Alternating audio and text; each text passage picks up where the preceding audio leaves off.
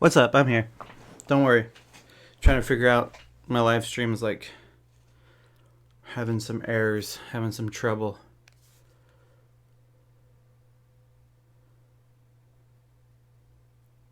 Just double checking.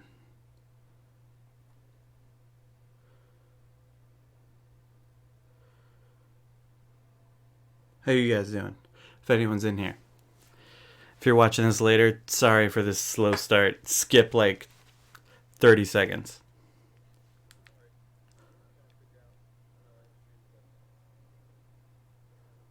Alright, it's working. Got it.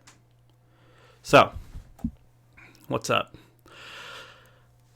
Yeah, let's do this. Let's do this newspaper liturgy live thing. I'm still figuring out how to do I try to do it through Streamlabs right now, and then it suddenly started like buffering like crazy. So I just switched back to YouTube Live, which sucks. Anyway, so I called this newspaper liturgy live "White Supremacists Are Killing People" because it's so weird right now, and that not only are we having to convince people that this giant movement of white supremacists wanting to completely remove so many people from this country, not only do we have to convince people that that's a big deal, but we also have to convince people that it exists, that it's real, that white supremacists are real, that the KKK is still real, that the alt-right is real, that extremely racist people that want to kill a lot of people, and it's not just a bunch of old guys, it's a bunch of young people that are egging each other on online, that's all real. And it sucks that that has to be part of our argument of like, let me convince you that this is real first, and then we have to convince them that it's a big deal. That's really annoying. And this shooting was weird because I think I'm talking about the El Paso shooting and then the Dayton, Ohio shooting, because it was weird for me because I'm Mexican, and it's like all the people that got killed in this shooting look like me. I even like looked at this picture of a bunch of the victims, and it's like, yeah, look like my cousins, look like my uncles, look like people I knew growing up. It's weird. And I didn't want to like talk about it. I didn't even want to read about it at first. I didn't even want to open the random articles I was getting notifications about. But then I thought, okay, it's like I do this thing every week, so it's like it would be weird if I didn't talk about it. And then I realized that I felt like I have to talk about it, which sucks because I didn't want to. I wanted to just like skip it. And it's because I'm like still processing it because it's just so like I think I would feel better about it if like a large chunk of conservatives admitted that this was racist, that this guy was a part of a growing white supremacist movement, and admitted that that how many people in power are like on the same side of white supremacy these days. I think I would feel better. That would help me feel better.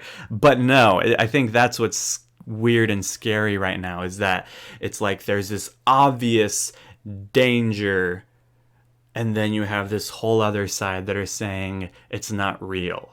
That like messes me up inside. And but it's like, okay, so let's talk about it. White supremacists are real, and they do want to kill a bunch of people, and they want to remove people that look like me, for sure. Even though I was born in the United States, they still want to remove people like me. People born in the United States, they'll still talk about send them back type stuff. And what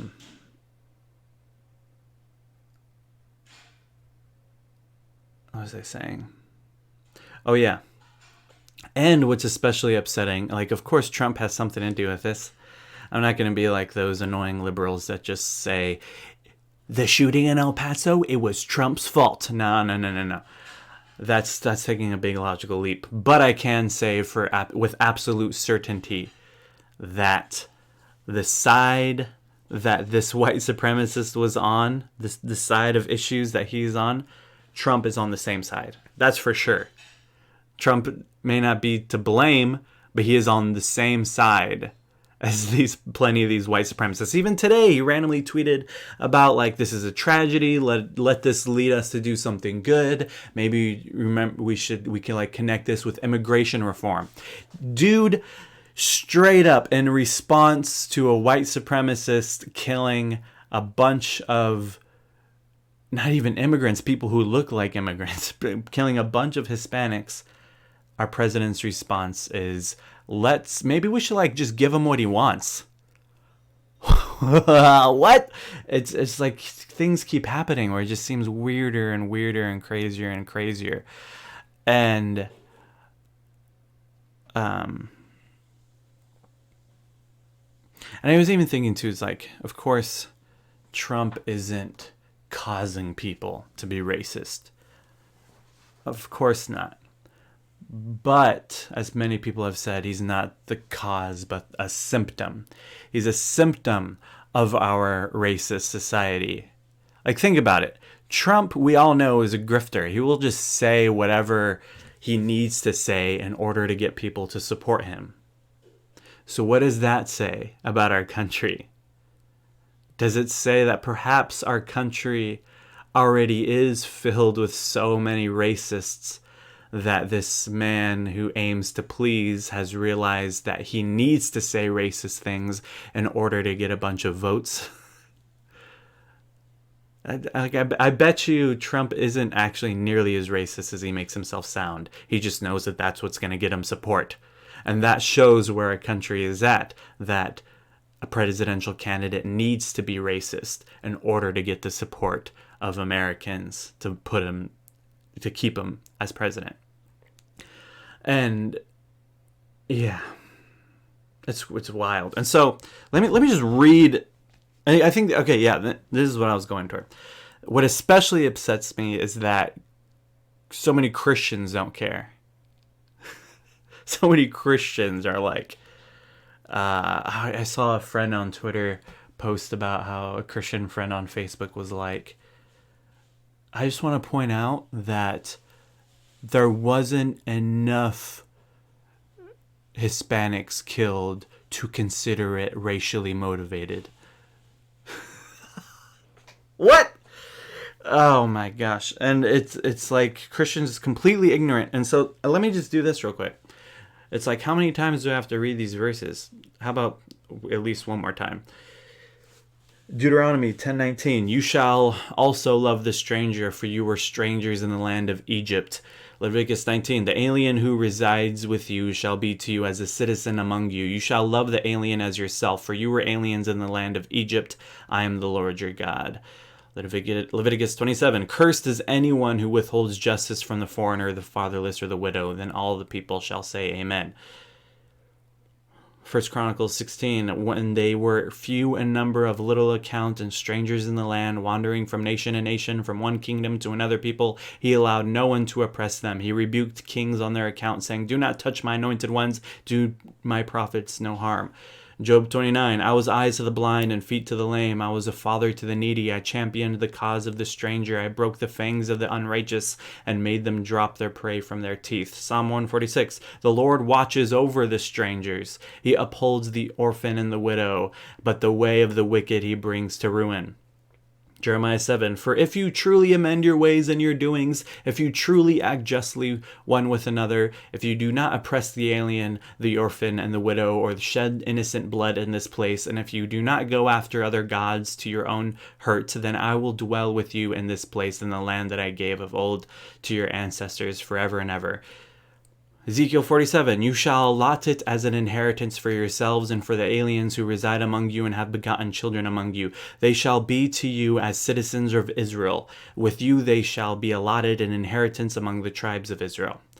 Zechariah 7, Thus says the Lord of hosts, render true judgments, show kindness and mercy to one another. Do not oppress the widow, the orphan, the alien, or the poor, and do not devise evil in your hearts against one another. Matthew 5, you have heard that it was said, you shall love your neighbor and hate your enemy. But I say, love your enemy and pray for those who persecute you. Matthew 25, Jesus saying, I was hungry and you gave me food. I was thirsty and you gave me drink. I was a stranger and you welcomed me. Truly I say to you, as you did it to one of the least of my brethren, you did it to me. Luke 10, you shall love the Lord your God with all your heart and all your soul, with all your strength and with all your mind, and your neighbor as yourself. Acts 10, Then Peter began to speak to them. I truly understand that God shows no partiality, but in every nation, anyone who fears him and does what is right is acceptable to him.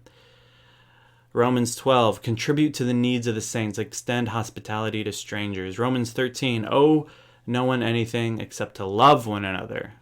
For the one who loves another has fulfilled the law.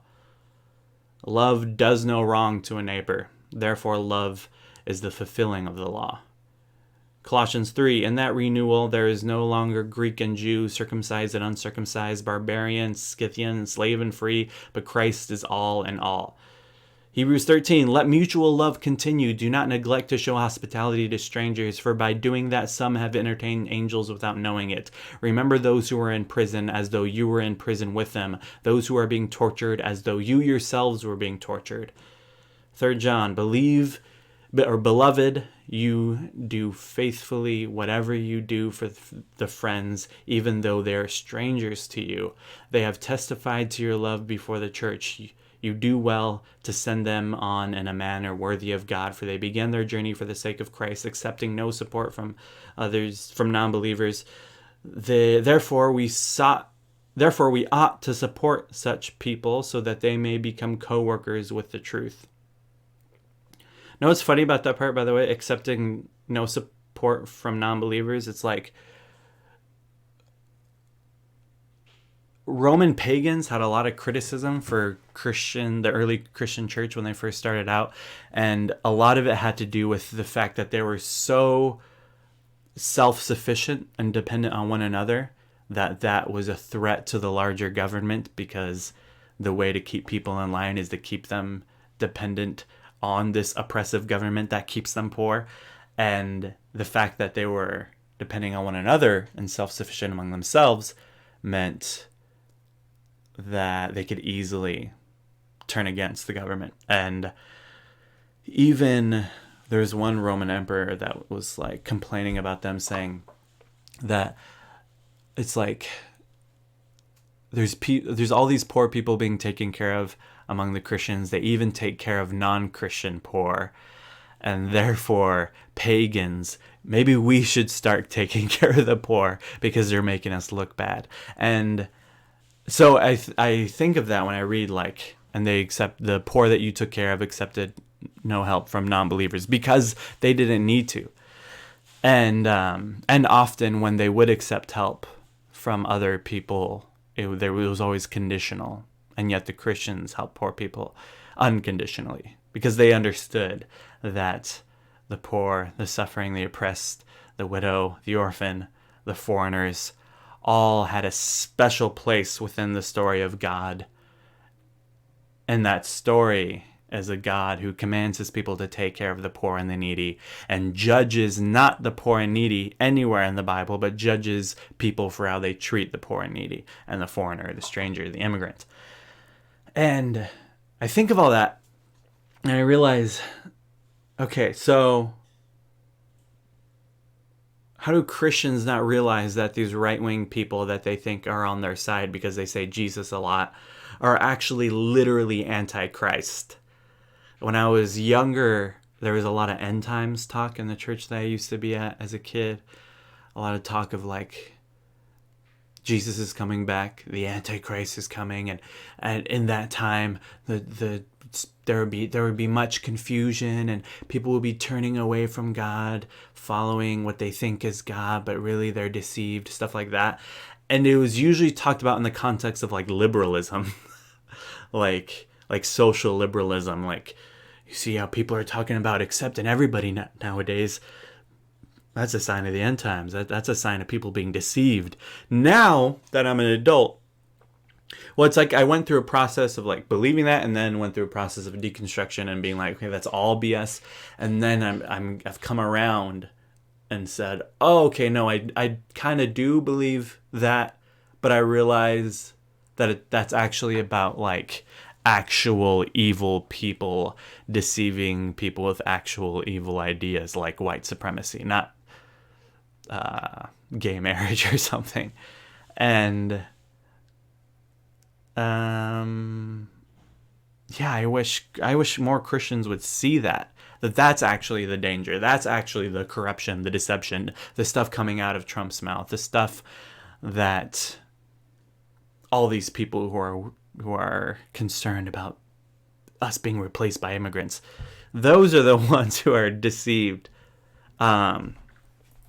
And let me read this too. Romans 12:9, talking about the marks of the true Christian. Let love be genuine, hate what is evil, hold fast to what is good, love one another with mutual affection, outdo one another in showing honor, do not lag in zeal, be ardent in spirit, serve the Lord, rejoice in hope, be patient in suffering, persevere in prayer, contribute to the needs of the saints, extend hospitality to strangers. In that first verse I read, let love be genuine, hate what is evil. And that reminds me of like today's modern anti-fascist movements, where we would love to just make it super easy and simple and be like, they punched some people, evil, I don't gotta think about them. When in reality, it's like, it's so much more complex than that. And I see in these anti-fascist movements, at the core of it is that verse, hate what is evil. And so many people don't want to actually hate what is evil, because then you're putting yourself at risk, because then you have to actually do something about it. If you actually hate what is evil, then you have to do something about it. And so many Christians don't actually hate what is evil. They dismiss what is evil. They ignore what is evil. They like to empty their mind of whatever is evil, focus on other things. But I feel like very few actually hate what is evil, because hating what is evil leads you to do something about it. And it's interesting, it's paired with this idea of let love be genuine. And I feel like in order for your love to be genuine, you have to hate what is evil. In order for you to actually mean it when you say things like, of course I love people, no matter who they are, you have to hate the evil being done to them. If you're somebody who's like, oh yeah, of course I love immigrants because I love all people and all immigrants should be fine and nobody should be messing with them, yeah, that's wrong. Then you gotta hate what is evil. You gotta hate the evil being done to immigrants. You gotta hate the evil that is being done to people who look like me, man. Man. It's, yeah, hate what is evil. And so I keep finding myself in my spiritual journey these days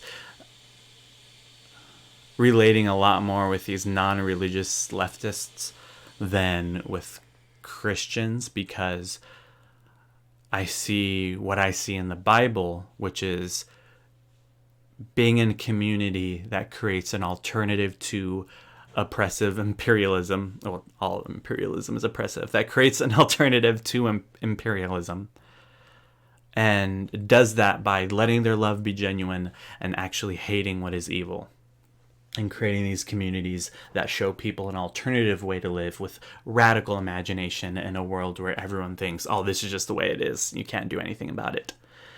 That's what Christians are. That's what the Bible talks about, New Testament talks about. Ancient Roman historian writings, when they're criticizing the Christian movement, they admitted, yeah, they did do that. And yet, so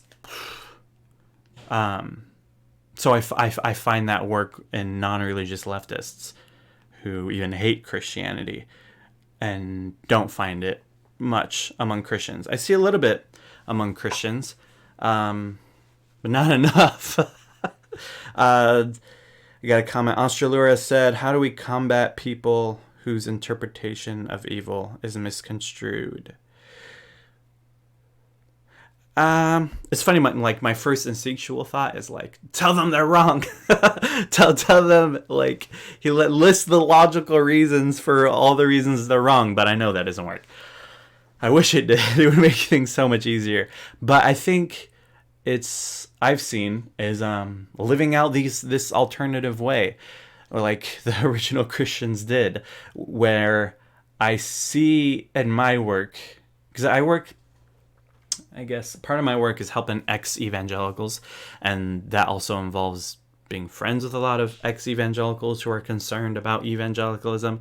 But I've come to terms with the idea that I can't pull anyone off the sinking ship of evangelicalism. Definitely not. I do not have that ability at all. But what I do have the ability to do is to create an island for people who are jumping off on their own. And I realized that when that is my focus, that is like all I care about, all that's in front of me, because there's so much to do, and what evangelicals are doing isn't even on my radar because there's so much to do among the people who have jumped off the evangelical ship. And I see my work in providing space for people who are already questioning and who are already like, this isn't right, I'm gone. I find in growing those communities, which I do locally with people I know and with stuff I'm doing online, I imagine as those communities grow and grow and grow, people who are on the sinking ship of evangelicalism feel safer to jump off.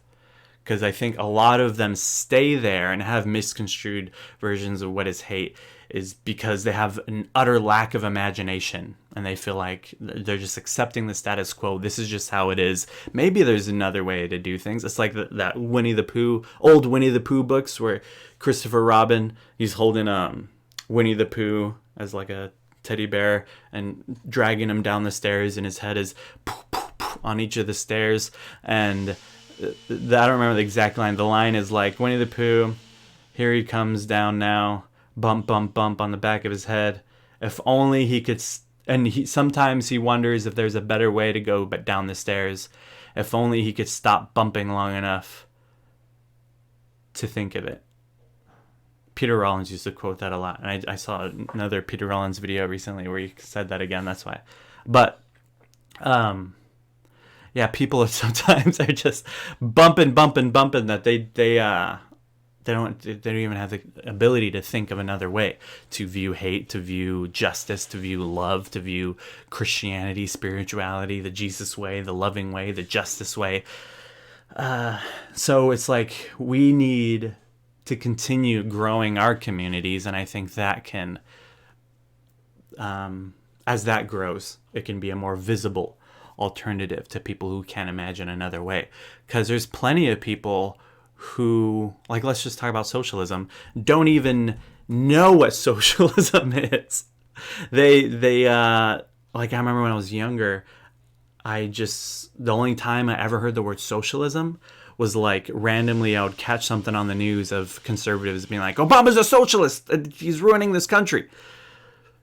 Because I didn't have access to the actual definitions of socialism. And then eventually I did. Another slice. Comment. Thank you. Astralura, thank you for such a well thought out answer. I know it's a bit vague question with not a very straightforward answer, but I'm glad the conversation is there. Yeah. It's and yeah, I don't think it was that vague of a question either, because it's like I've thought of that too. I'm surrounded by people who are in this ex-evangelical space who are trying to help others and are seeing the wrong that a lot of conservative Christians are doing and wanting to do something about it, and they're asking the same questions like, how do we deal with this? How do we stop this? How do we yeah, it's funny. I have some friends that end up spending too much time just arguing with conservative Christians, and I'm like I said, I'm at a point where it's just like, I don't even bother. I don't even want to bother.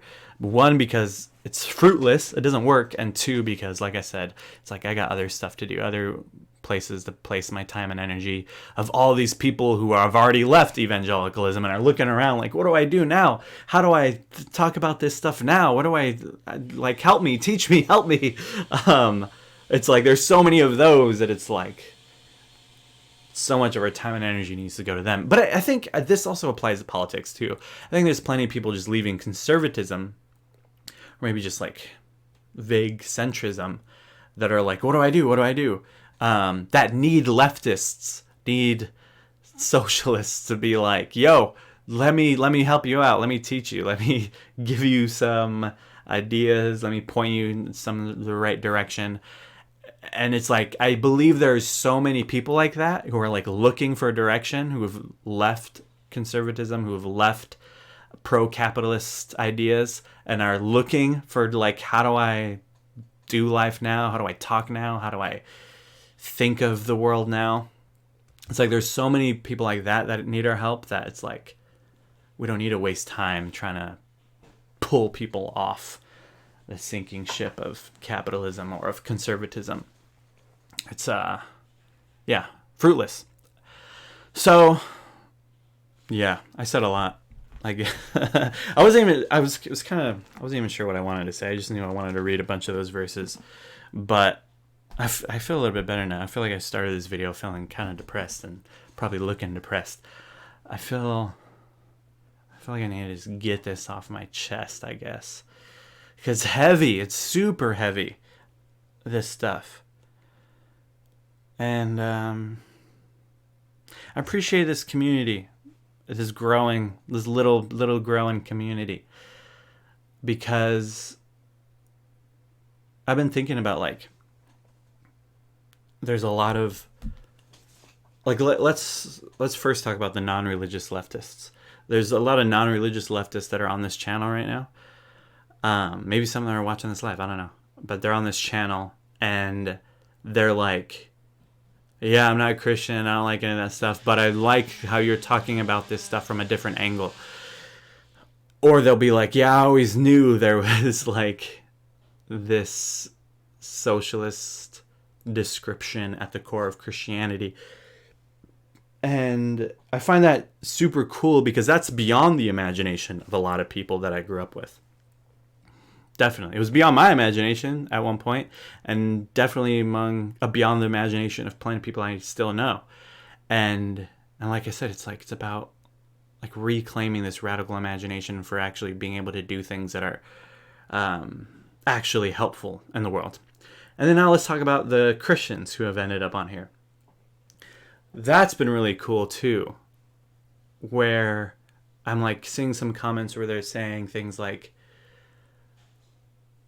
yes, this is how I feel, and now you're saying it. And that makes me happy, because like I said, there's plenty of people that like are searching for other ways, but they don't know how to word it, or they don't know how to study it out, or what to do now. And then something that's funny that I've seen too is some people be like, I showed your videos to my Christian dad or my Christian mom, because I'm trying to get them to like get where I'm coming from. That probably, I think, is like the most impactful for me so far of all the comments that have occurred thus far, because it's like, whoa, I can't imagine like my videos being shown to somebody's Christian parents who are conservative, because they're just trying to get their parents to understand them. So that's like really touching. But I say all this because I just want to like say again, like, I'm really grateful for this community, and I'm realizing that as I'm thinking of like, why do I feel better now toward the end of this video than I did at the beginning of this video? I think it's because like I was able to get this off my chest and then get a couple cool comments, and yeah, this is good. I feel good about this. I'm glad I'm doing this. I'm glad you all are here engaging with me, interacting with me. So if you watch this later, leave a comment too, if you're watching this after it's live. And yeah, thanks for watching. Go check out my Patreon in the description. Subscribe. Watch some of my other videos talking about some similar topics. Appreciate you all.